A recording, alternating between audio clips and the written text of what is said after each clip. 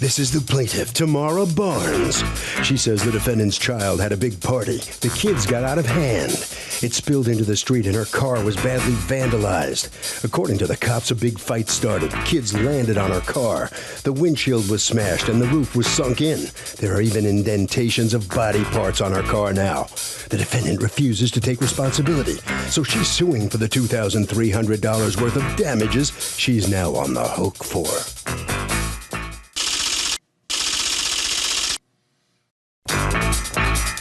These are the defendants, Lakeisha and Rick Harrison. Lakeisha says she spoke to her son Rick about the incident and he promised no one touched the plaintiff's car. The plaintiff herself was sleeping at the time, did not see anyone specific to anything, and simply can't assume it was Rick who damaged it. No one knows exactly what happened that night. All they know is they had nothing to do with it. That's for darn sure. They're accused of an unsupervised child. Tamara Barnes, you are suing Lakeisha Harrison and Rick Harrison for $2,300 in damages that you say were committed to your car at a party that Rick threw at Lakeisha's house. Yes. All right, tell me what's going on. Well, on, I guess, July 17th, it was early in the morning. I'm not sure exactly what time because I was sleeping. I have 2 kids. Even if you didn't, you'd have to sleep. Yeah. Well, I heard a light tap on my door, but I didn't know what it was because I was hearing noise and music. So I wasn't opening the door. The next morning, I was getting up to go to church with my daughter, and my neighbor from upstairs came down and told me my car was damaged through a party that was held at their house. At their house? The next building. Okay, house. The neighbor who told you that did not have a party at their house. They live upstairs, and they're telling you that your car was damaged from a party that they had in their house. Yes. Okay, go on. Sorry. And my windshield was smashed. So I went to look, and I saw, my windshield was shattered. I couldn't get in the car or anything. So I called the police, and they said they noted it already, and somebody would get back with. So who was knocking on your door? You think it was the police? Oh, I found out it was the neighbor's son. Okay, upstairs. To alert you to it? Yes. Okay. They were trying to tell me that somebody was smashing up my car. Okay. So the police called me, and they gave. I got the file, the police report, and everything that tells me what happened. They told me can there I was see the a police wreck. report? Yeah. Apparently, some other cars were damaged as well. There was 5 total. And what was done to the other cars? They were smashed too, but I don't know who's. Was somebody trying to steal something, or it was just pure malice and just bad, evil? Bad kids. Okay. 1, 2, 3, 4, 5 different people. And there's a witness statement also. At 1:38 in the morning, he responded to the area for a report of a large group fighting and a possible assault. Upon arrival, he spoke with Terry Gass, who had a laceration and a swelling to his head. Who is Terry Gass? I don't know. All right. A large group of juveniles had attacked him, but he would be unable to positively identify any of them. Gass was transported by private vehicle to I guess that's the hospital. Yes. I then spoke with Leith, and he spoke to one of the other victims of the car damage regarding damage to her 1999 Chevrolet Malibu. She stated that a black male in a white T-shirt jumped onto her car's trunk and walked all the way to the hood before jumping off. I observed the damage to the top of her vehicle. Then spoke with the next victim, who stated that her 2001 Honda Accord was damaged in the same way as the previous victims. I then spoke to the third victim, who said that his 1997 Nissan Pathfinder had the rear windshield shattered and a rock thrown through the rear passenger side window. Is your neighbor's not here to testify? No. The neighbor that gave the statement lives upstairs from her. Okay, it's a piece of paper with writing on it. It's not, Yeah. I mean, it wasn't. She said she couldn't get it notarized.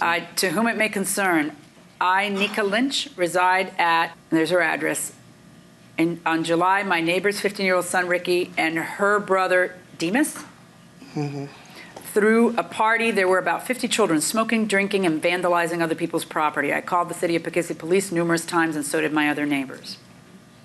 What's going on? I had a party. A couple of my friends came over. How many? It was about 30. And was there drinking and smoking going on? No, there was not no drinking. Well, apparently some bad stuff was happening because 5 cars got vandalized. So what happened? I don't know. I was in my house after the cops came because it was too loud. I guess they called the cops, and then the party was over and everybody left. I was inside my house. I don't know what happened. I didn't leave out the house until the next day, and that's when I came out in the morning, and her brother told me that I better pay for her car, and then my mom came, and he told my mom that we better pay for her sister's car. Okay, so stop. Rewind a second. You have a party. Yeah. The police come and say you've got to lower the music. Yeah. At that point, the cars had not been vandalized? No, or at least nobody told you about it. Yeah, I didn't know. You imagine the police standing on your front door are going to tell you cars have been vandalized. Yeah, they just told me that Where's your brother, who was the adult? You were out of town. Yeah, I was at court. That'll teach you. Mm-hmm. You went. Where did you go? I was at court. I'm a foster parent. I was adopting my baby. I was at court in How many kids do you have? I have 5 children. And you adopted a 6th or you adopted the 5th? No, the 5th. I have 2 of my own and I adopted 3, so that makes 5. You adopted 3. God bless you. There's a place my in great heaven nieces for and you. nephews. That's why I adopted. All right. And then, so you left your brother in charge of how many kids? Just him. And I did not let them have a party. This should be simple, right? Yes. It should not be complicated. Absolutely. All right. So did you at some point talk to your brother and your son about the party? Absolutely. Tell me about it. Absolutely. When I got the phone call, it was one Saturday in the morning from the same lady that gave her the statement. Called me and said, your son's having a party. The police came and the party's over. I called my house. She didn't say anything about damaged cars? No, she didn't mention anything. This was at the time of the party when the police was there or whatever. She was in the hallway. She didn't mention about no cars. So why is she calling you? She's friendly with you? Yeah, she called me to say that your son is having a party and I know you don't know. So I called my house and called my brother and said, what's going on, why you're having a party, whatever. He was like, I let him have a few friends over and it got out of hand. If I'm home, I don't do it, so who gives you authority to do it? He was like, he kept asking me, so I let him do it. That's what my brother said. But I didn't hear nothing about no I don't think we can leave your brother cars. in charge of a 15-year-old boy anymore. Never. Where were you adopting the baby? As Bronx Family Court. Okay. But I guess you didn't make it a day trip there and a day trip back. No. Okay. And why is that? That's because I was so excited for the adoption. I suffer from high blood pressure. I'm an aneurysm survivor. I got so excited from the adoption, I had to just relax for a couple of days. So I stayed. It was on Wednesday I did the adoption, and I was coming back home that Saturday, but I didn't feel well, so I came back home that Sunday. She told me she left on Friday, and she went to stay. But all right, we need to figure out, Wednesday. Stop talking. We need to figure out what the theory is. You are suing her and him under what theory? Okay, if the mother let this kid throw the party, would she be responsible for what the guests do? No, everybody should be responsible for their own actions regardless of who threw the party.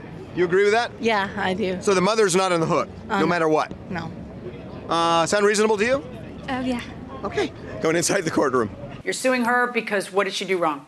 It's her apartment, and she left. That alone's not enough. You didn't see him damage your car. No, I didn't look out So your there. theory is that it happened at her house, so she must pay. Her guests. But, okay, and I understand Their that. guests. But here's the thing. If I have a guest over to my home, and they turn around and go on a rampage, what did I do wrong? There's a missing link. You have to be able to prove I did something wrong. For example, I served that person alcohol after the time they should be having alcohol because they've had too much. Or the person's underage and I gave them alcohol. Or I was out there with them brawling and then we end up falling on your car and damaging it. Or something that links me to it. Just the fact that the party happened in her house doesn't make her liable, particularly when she left an adult in charge. But just the fact that the party was at his house doesn't make him liable, because you can't exclude the reasonable hypothesis of innocence that, the party's over and these hoodlums are hanging out outside. Yeah, he shouldn't be inviting 30 kids over to his house without his mother knowing, but that's a different bad than what you have to prove to win here. You have to be able to prove not just that it happened. I believe you that it happened. I believe you hook, line, and sinker that it happened. But you have to be able to prove that those kids were, that they did something wrong other than have a party. The party got out of control. Did the party get out of control after things had died down, music down, cops had come? Did the party get out of control before that? And they knew it was out of control, and they kept feeding the monster. That's the link that's missing. One piece of paper that's not notarized is not going to prove that link. But even this piece of paper, if it was notarized, doesn't prove that link. I need the missing link, which is what exactly did they do other than have a party? See, if it's a bunch of other kids who got out of control, started fighting, and started acting like animals, you then have to prove this next thing, which is that he knew they were animals. He invited them over anyway. He knew they were drunk, and the uncle gave him alcohol. There was something. You have to prove it to me other than in this little piece of paper that you could have written outside. You know what I'm saying? Okay. But now she says she knows who this person is. I'm not suggesting that you wrote it outside. I'm just saying it's a little weak to base your entire case on. since you weren't there and you weren't a witness to anything. People are liable for what happens if they have a party. This is why I don't have parties. People are liable, and that's why I kill my kid if they had a party. I hope. What did you do when you found out? Oh, I was very upset at him. I kept telling him he's wrong, he's punished. How did you punish him? What consequence did he have? No friends, no games, no cell phone, none of that stuff. For how long? He also had to move in with my mom because there's been a lot of problems since that. Because she has the biggest family in Poughkeepsie, and all of a sudden after the party, her car got damaged. My son has been getting beat up and stuff, but I didn't blame her or say it was her family. I just took him to the city and let him, start all over again. Had to get into school and everything in the city. I don't even know her son. I never met him. Okay. I don't know you either. All right, ladies, we're done. Okay. It's insufficient evidence, and I rule in favor of the defendants.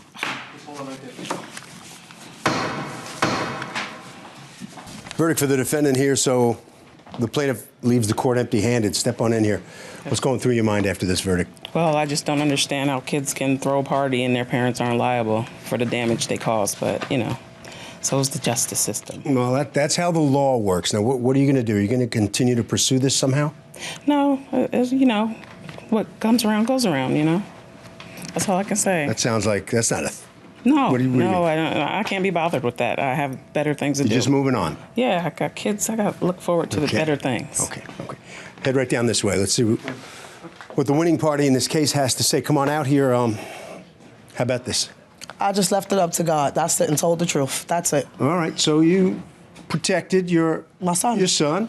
Absolutely. And you win the case legally. But now, what about you? Do you have an apology for your mom for all the trouble you've put her through? Yeah, I apologize to her because I should have never had the party. You learned a lesson out of here? Yeah. Which is what? What do you think the lesson is that you learned? That bad things happen when you don't have permission to do things. Okay, you satisfied with that? Absolutely. Okay, Harvey? Okay, Kurt, the bottom line here is that the mother has no legal duty to prevent these kids from leaving the party, going downstairs, and vandalizing the plaintiff's car. And that will do it for this case. Litigants for the next case on the way into the courtroom right now.